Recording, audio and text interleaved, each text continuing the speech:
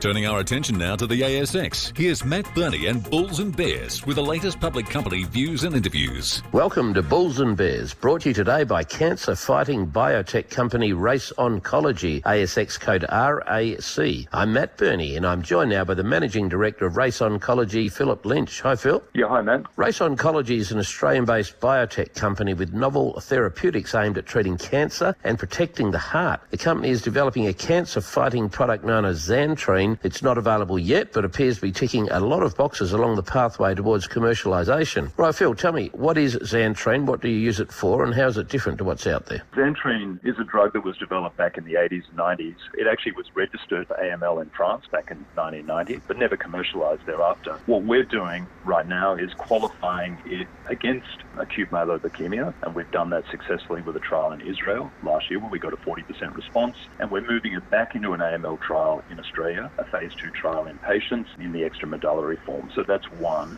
And two, we've got a particularly unique opportunity in what's called targeting the FTO protein. It's a protein that drives cancer progression, and our drug is a very inhibitor of that protein. So that would be applied in what we call a low dose setting. So very safe, very effectively proven in patient history, but very capable of addressing multiple cancers of the solid tumor kind. And thirdly, we announced recently some cardioprotective news. So we know that our drug, when used with anthracyclines, has the ability to improve the cancer effect, but also to reduce heart damage. And heart damage is a real challenge. Tell me what cancers you're targeting with it. Well, principally in a legacy setting or our traditional strength, acute myeloid leukemia. But in the FTO setting, we're doing a lot of work in melanoma to prove that that's where we can actually address FTO effectively. So melanoma is a lead in the FTO setting. But as we go to cardioprotection, breast cancer is a real target for us because a lot of patients who get anthracyclines, which are effective, unfortunately either receive less